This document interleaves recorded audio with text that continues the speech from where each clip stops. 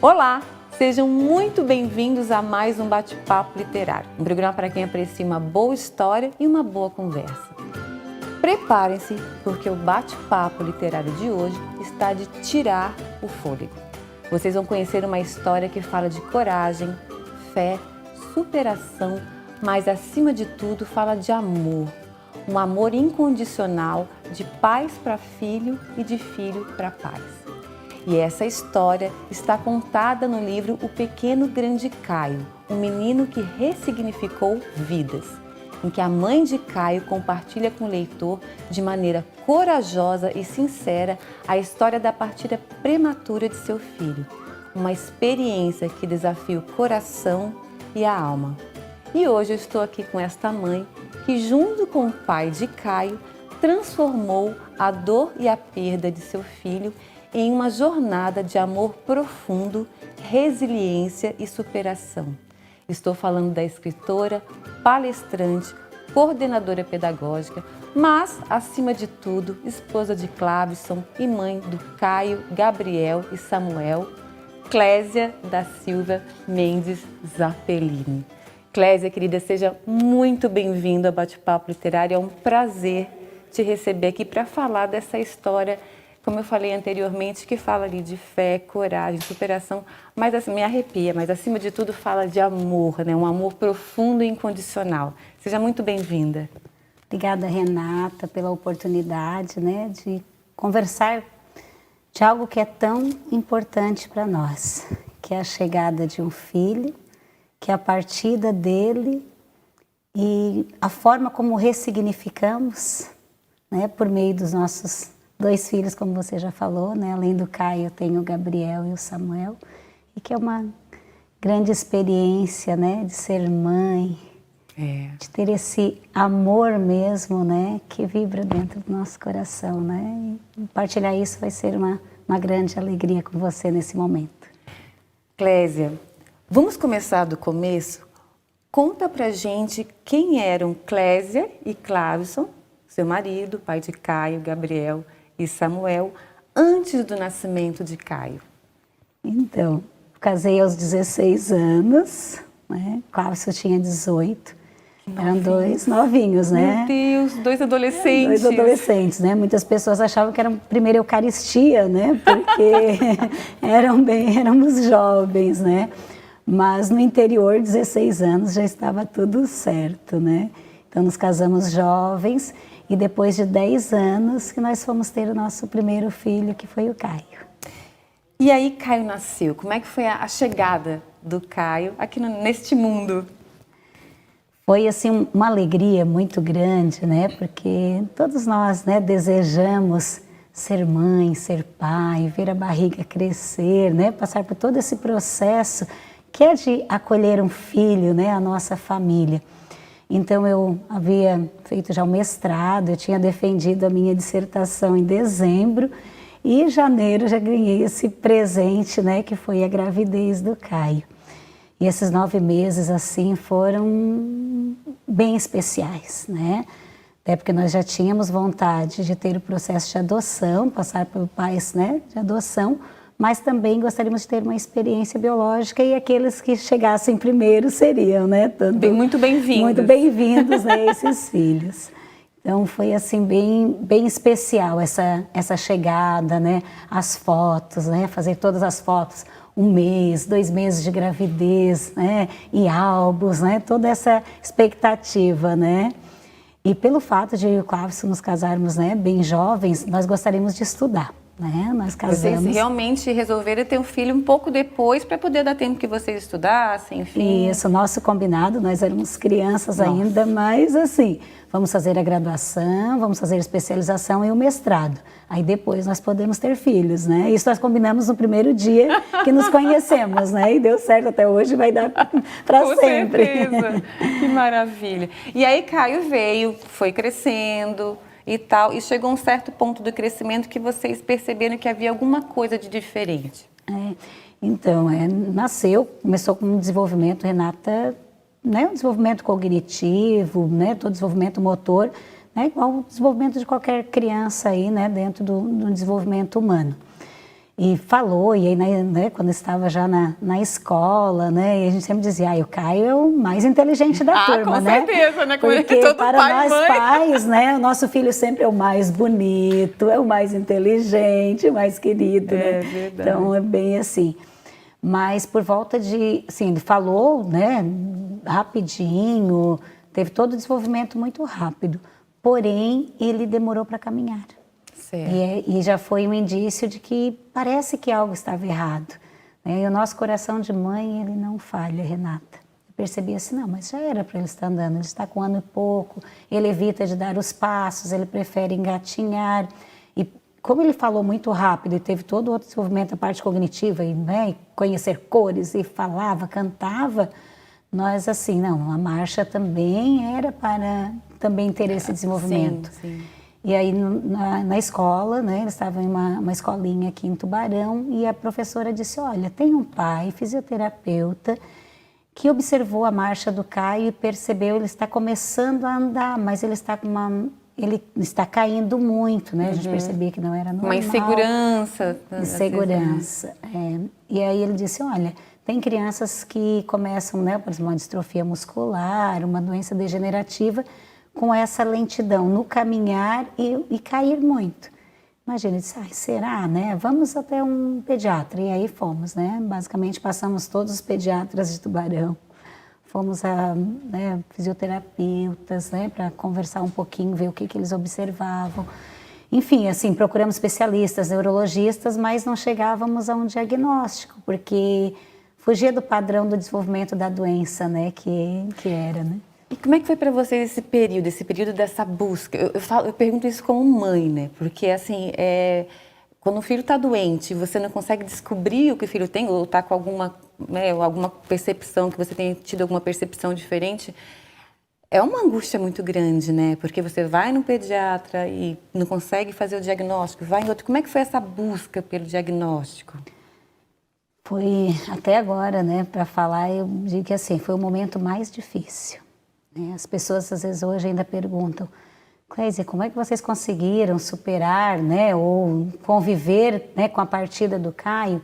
Eu vou dizer que o diagnóstico, o nosso sofrimento foi, eu acredito que maior. Tu sabes que lendo o livro, parecia, eu falei de tirar o fôlego, porque parecia que algumas horas eu tinha que respirar fundo, me faltava o ar, porque, meu Deus, quando é que isso vai... É impressionante, assim, eu te falei, né, gente, eu comecei a ler o livro no sábado à noite e terminei no domingo de manhã. Eu dormi, acho que algumas horas, e eu não consegui parar até terminar de ler, porque é uma história que te envolve, que é uma história muito emocionante, mas ela te puxa de uma tal maneira, porque ela é muito...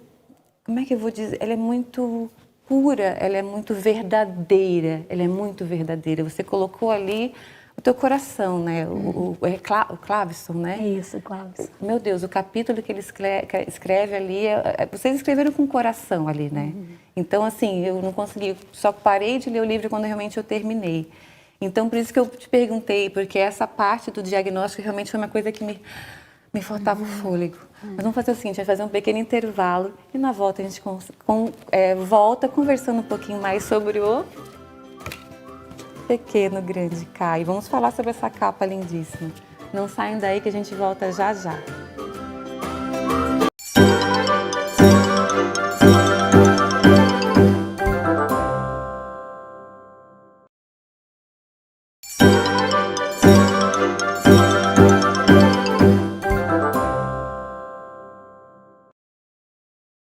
Olá, estamos de volta e no bate-papo literário de hoje eu tenho o prazer de receber a escritora, palestrante e coordenadora pedagógica Clésia Zappellini. Mas ela está aqui hoje essencialmente como mãe de Caio, Gabriel e Samuel e veio falar do seu livro O Pequeno Grande Caio, o menino que ressignificou vidas. Nele, Clésia compartilha com o leitor de forma corajosa e sincera a história da partida prematura de seu filho Caio, uma experiência que desafia o coração e a alma. Eu vou começar esse bloco com a leitura de um trechinho do livro que me emocionou muito. E é assim: o que fica e o que vai comigo é a certeza que o amor é uma força poderosa, capaz de vencer em qualquer obstáculo. É um sentido tão grandioso que transcende os limites da vida e da morte, que se manifesta de maneira única, principalmente quando sabemos que um filho tem pouco tempo de vida. Assim, aprendemos o verdadeiro significado do amor incondicional, da força, da fé e da coragem de apreciar cada gesto do filho. Oh my God! Gente, que lindo, né? Essa aqui é uma passagem que está no livro, né? Estamos aqui apresentando da Clésia, O Pequeno Grande Caio, e traz essa história, como eu falei, e acabei de ler ali, de amor incondicional. Vocês foram, então, à procura do diagnóstico, depois de muita angústia e tal, vocês receberam o diagnóstico. Conta pra gente como é que foi.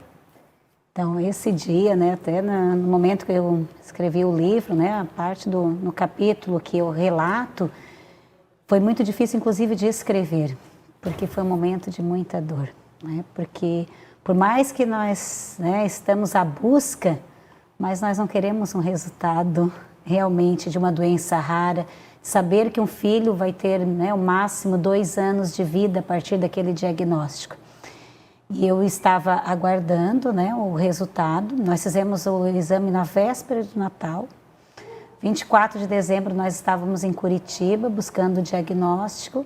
Como precisava fazer esse exame, era um exame genético, né, foi até o Hospital das Clínicas em Porto Alegre e precisava aguardar essa análise. O resultado, na realidade, em janeiro já tinha vindo positivo, mas como deu positivo e é uma doença rara, eles pediram para coletar novamente o exame. Para confirmar. E quando eles pedem, né, não, é porque o exame, a quantidade de sangue foi insuficiente. Eu disse, como? Por que vocês não coletaram? Né? A quantidade suficiente? Eu jamais imaginei que já seria positivo para a doença, né? E eu disse, não, vocês deveriam, e ainda reclamei com a moça do laboratório, né? Eu disse, olha, né, tem que ter mais atenção, né? É uma criança, né, foi um exame bem doloroso, assim, né? E aí eu vou coletar novamente, mas tudo bem, vamos fazer e seguimos, né? E aí, véspera do carnaval, sabe? E aí, mãe, né, Renata, tu sabe que mãe, pai, tem uma intuição por esse absurda, amor, né? Esse desejo pela vida do filho, né, pelo melhor para ele, a gente dribla muitas coisas, né? Sim. E eles não poderiam, inclusive, entregar esse resultado para nós. Eles iriam entregar para o neurologista para que ele pudesse conversar conosco, explicar o que seria, que teria naquele... Esse é o padrão, né, do laboratório. Mas eu disse assim, não. Eu liguei para o laboratório e disse, olha, vocês podem passar o resultado, porque eu acredito já que já vai vir positivo, e tentei enrolar um pouquinho a moça, né? E disse, pode entregar, o neurologista está nos Estados Unidos em um congresso e eu vou levar para outro neurologista, você pode mandar por fax para mim. E aí eu estou no colégio, trabalhando, estou lá no final do corredor, uma tchola vem com o resultado com fax e diz, Clésia, veio o exame que tu estava esperando, e eles nem também percebiam a dimensão. Veio o exame que você estava esperando. E até ali, de dezembro a janeiro, o Caio já não quis mais caminhar nem um pouquinho, ele já caía muito, e até mesmo com a dor ele não queria mais andar. Então a gente já imaginava que grande possibilidade, né, já havia grande possibilidade da doença. E aí quando a Matiola diz, o exame está aqui, eu olho e vou direto olhar a produção de enzima. A enzima era para produzir, a produção era até 3,5, de 1 a 3,5. A dele estava 0,0,0,5. Então, quer dizer, basicamente não tinha produção de enzima. Certo. E eu comecei a gritar, né? Eu estava no colégio Deon, nos corredores lá, eu gritava e dizia, meu filho vai falecer, meu filho vai morrer. E as pessoas não conseguiam nem saber, né, como... Sim. Né, não imaginavam, né, o que foi, né, foi pego de surpresa. E aí eu ligo para o meu esposo, né, ligo para o Cláudio, digo, Cláudio, o Caio vai falecer, vamos a Florianópolis atrás do Dr. Eugênio. O Dr. Eugênio vai ter que dizer alguma coisa, vai ter um tratamento para essa doença. E aí eu ligo para o consultório e disseram, não, o Eugênio está na UFSC, ele está dando aula. Eu disse, então na UFSC vai ser fácil de encontrá-lo.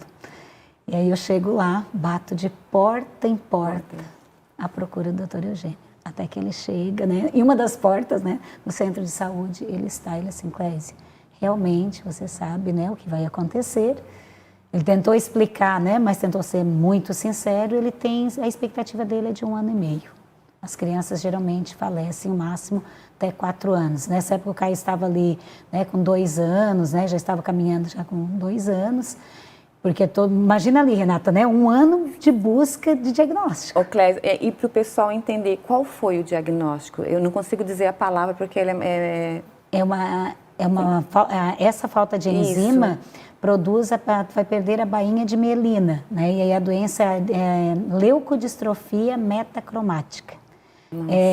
É considerada pela medicina uma das é raríssima, é considerada uma das mais assim, vamos dizer por categorias, né? Seria a mais grave, né? Que acomete muito rápido e a criança falece assim rapidamente. Ela tem uma dificuldade maior do que uma distrofia muscular, por exemplo. Sim.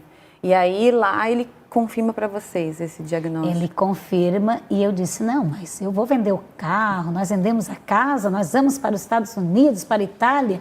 Ele assim, Clésia, e eu lembro, nossa, eu lembro muito disso, Renata, assim, desse momento, que eu começo a chorar e aí o Clavson também chorando, o Caio ali junto, aí o Clavson disse, tu fica com o Caio, tu fica com o médico porque eu vou sair com o Caio, não vou conseguir continuar aqui ouvindo, alguém vai ter que ficar com ele. E aí ele disse, não, alguém vai ter que ser forte, né, nessa hora, né. E aí ele assim, naquela semana Barack Obama tinha sido eleito nos Estados Unidos. Ele assim, Clésia, não é uma questão financeira, nem que seja o filho do Barack Obama, não tem tratamento. Ele deu o exemplo assim, porque não tem pesquisa na área por ser uma doença rara, né? Nós não temos políticas públicas que investem em doenças raras assim. Isso foi em 2000, o Caio nasceu em 2007, né? Isso, nasceu em isso foi em 2000... Foi em 2006 que o Caio nasceu, né? Então aí basicamente 2008 que foi essa investigação. E aí ele falece em 2017, né? Então, olha só, né? A expectativa de vida, por isso que eu narro, né? Eu disse, eu vou... Gente, assim, o Caio viveu até 10 anos e meio, né? Até 10 anos, né? E viveu de uma forma, Renata, assim, que mesmo com as limitações, eu acredito que o Caio passeou, fez muitas coisas, né, que outras pessoas, até que já estão com 30, 40 anos, não tiveram essas experiências, né? Você conta que depois que vocês voltaram, você foi à procura de algumas pessoas que pudessem auxiliá-los, né, a entender o que fazer, né, daqui para frente. E teve uma pessoa, acho que é o Dr. Roberto, o Roberto Pacheco, que era o nosso professor. Que ele falou que você tinha 2 opções, né? Mas a gente vai fazer o seguinte, um pequeno intervalo, mas na volta eu quero falar um pouquinho sobre isso, porque são escolhas também que você pode fazer dentro de uma situação muito difícil, né? Não saiam daí que a gente volta já já.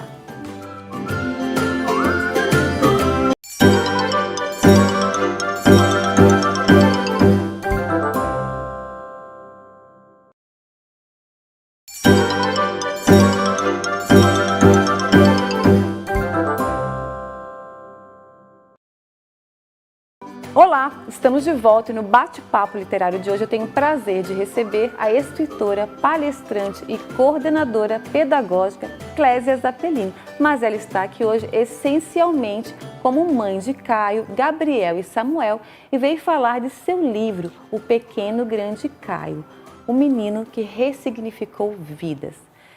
Clésia, vamos voltar e eu vou dizer para o pessoal que a gente vai fazer 2 programas com a Clésia. A gente vai fazer esse programa dessa sexta-feira, dia 22, e vamos continuar com a nossa conversa no próximo dia 29, que eu acho que tem tanta coisa que a gente pode conversar sobre essa história e tanta coisa que a gente pode aprender com essa história. Então, se preparem que a gente vai começar conversando aqui e vamos continuar também na próxima semana. Clésia, então, a gente voltando aqui, você estava contando então no dia que vocês tiveram o diagnóstico, né, da doença que o Caio tinha e que, como é que foi a volta para casa depois disso? A volta foi muito difícil porque quando é uma doença desconhecida, tu não sabe por onde começar. e principalmente saber que não teria tratamento. Isso foi onde nos deixou mais abalado. Não, mas eu vou procurar. Né? Quando nós temos, qualquer mãe que um filho está, seja um resfriado, nós vamos à busca de um tratamento, né? E ali nós não teríamos o que fazer. Então, sair de Florianópolis, sexta-feira de carnaval, na época a BR ainda não era duplicada, Renata. Então, imaginem as pessoas vindo para a Laguna, com alto-falante, os sons, a festa, a bebida, música, e nós com aquele diagnóstico sem saber o que fazer. E eu acho que, inclusive, o próprio médico, como é uma doença rara, na hora ele também se sensibilizou. E eu vi, assim, um coração grandioso, porque ele não conseguiu nem nos orientar e dizer, vai fazer uma fisioterapia, faz isso, faz aquilo, que foi o que nós descobrimos depois. Mas ele disse, não tenho o que fazer. Né? Então, de certa forma, o que nós consideramos naquele momento? Leva o filho para casa que ele vai falecer. Ai, gente. Né?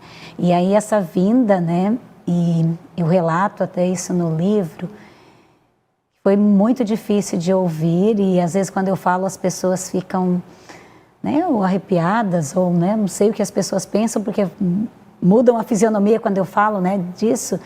Eu lembro de o Clávio dizer assim para mim, eu tentava rezar, né, e pegar as orações que eu havia decorado para ver assim, Deus, eu preciso de Ti. E aí o Clávio disse assim, Clésia, querida, se viesse agora um carro, um caminhão perdido, nós não vamos fazer isso, mas para já acabar com tudo isso, sabe, com essa história. Esse sofrimento, essa angústia.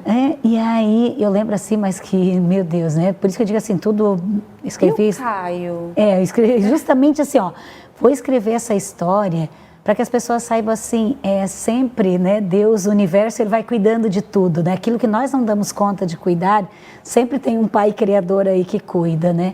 E o Caio na hora dormiu. E nunca, sempre ele vinha no carro brincando e conversando e ele adormeceu de Florianópolis até Tubarão. E nós viemos chorando.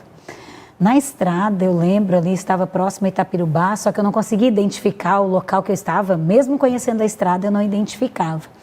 E uma colega liga, uma amiga, e diz assim, Clésia, e daí, amiga, qual foi o resultado? Eu comecei a gritar e dizer, Liene, o Caio vai falecer. Ela disse, como, Clésia? Eu disse, ele vai morrer. Onde vocês estão? Eu não sei, eu só sei que ele vai morrer. Aí eu desligo o telefone, ela disse, eu quero te ajudar. Eu disse, mas eu não sei onde eu estou. Aí o meu cunhado liga, eu disse a mesma coisa, o Caio vai falecer e eu não quero que ele morra. E aí ele assim, tá, Clésia, mas nós vamos ao teu encontro. Eu disse, mas eu não sei onde nós estamos. E eu, claro, onde nós estamos? Eu também não sei. Até hoje eu passo, eu sei exatamente o local, mas naquele momento tu não consegue, sabe? E aí, imagina em carnaval, né? Toda aquela expectativa família de ir à praia, todo mundo com malas prontas, todo mundo, né? Fizeram todas as malas. Outro universo, e nós em outro universo. Nós temos que encontrar. A única coisa que eu dizia assim, tem que encontrar Deus. Deus vai ter que dar um jeito nisso, já que o homem não vai conseguir me ajudar. É verdade. Né? E de uma certa forma deu, né? Deu porque eu acho que vai mostrando os caminhos, né? E vocês voltaram para cá e encontraram pessoas que puderam ajudar vocês nesse caminho. Conta pra gente. Isso aí até no bloco anterior, né? No bloco passado você mencionou do Roberto. O professor Roberto trabalhava no curso de pedagogia na Unisul e na época ele é fisioterapeuta e trabalhava com todos os processos de inclusão, uma pessoa de um coração grandioso. E aí eu havia conhecido no curso de pedagogia, eu trabalhava na época também, era professora, né, do curso. E eu disse, Roberto, né, os médicos disseram que não tem tratamento, o que eu faço? E eu fui contando, né? E aí eu lembro de eu levar uma agenda, eu disse, Roberto, tudo que você falar eu vou fazer, porque até agora eu não tive ajuda nenhuma, né, que pudesse uma orientação. Eu não posso ficar só esperando o Caio falecer. É um começo, porque, né? Tem que ter ele assim, daqui 1 ano e meio, tá? Vou ficar 1 ano e meio contando os dias para esperar o Caio falecer. Aí ele assim, Clésia, tens 2 caminhos. Realmente a doença, ela é degenerativa, o Caio vai perder a fala. Eu disse, não, mas eu não quero que ele, né, ele está falando, ele canta. Ele disse, não, ele vai perder a fala. Só que você tem 2 caminhos. Ou você vai viver de uma forma buscando mesmo a felicidade, mesmo diante da dor, tu vai ter dor. mas tu pode ter a dor e com o amor de vocês, de pais, ajudar essa criança a ter momentos felizes mesmo nesse processo dessa doença degenerativa. Ou então, vocês se trancam em casa, né, e vocês ficam esperando a morte e só naquele sofrimento. E aí eu anotei. Eu tenho anotado até hoje, Renata, né? sabe assim. Eu anotei e eu disse, não, nós vamos buscar. Dele assim, tá, mas o que tu gosta, Clésia? Eu disse, o que eu gosto? Ele assim, de comer, de passear. Ai, adoro café com rosca. Camarão, né? Comer um camarão assim num lugar, uma praia bem tranquila, descansando. Ele assim, então é isso. Você vai a Florianópolis, aos médicos, só que durante a semana já faça a escolha de um restaurante que vocês vão curtir com o Caio naquele final de semana ou até só naquele momento. E assim nós fizemos, corremos na beira-mar, sabe?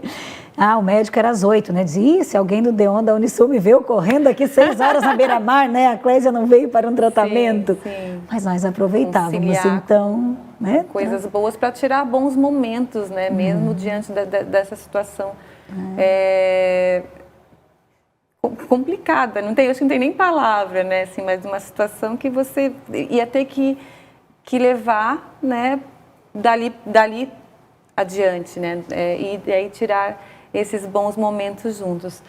Clésia, a gente vai terminar esse bloco, mas eu já vou fazer um convite aqui para o pessoal de casa. A gente está terminando este programa, mas na próxima sexta-feira, às 21h30, a gente vai continuar a conversa com a Clésia, que ela vai continuar contando para a gente essa história, como eu falei anteriormente, que é de superação, sem dúvida nenhuma, mas de superação com muito amor. Vocês vão conhecer a história do Caio e de como viveu essa família aí por 10 anos e meio e que é uma história que toca muito a gente e que eu acho que é essencial para que a gente possa realmente dar valor a cada momento e a cada gesto de nossos filhos, né? Que de repente a gente deixa passar. Não saiam daí. Semana que vem a gente volta. Combinado, Clésia? Combinado, né? Gratidão aí pela oportunidade, né? Até lá. Ao som do vento, os passos de um corredor que corre com a liberdade de um vencedor. São passos rápidos e lentos entre gargalhadas, sensação de liberdade jamais experimentada. No pódio da vida sempre fosse um campeão. Eu era tuas asas, tu era a minha direção. Se o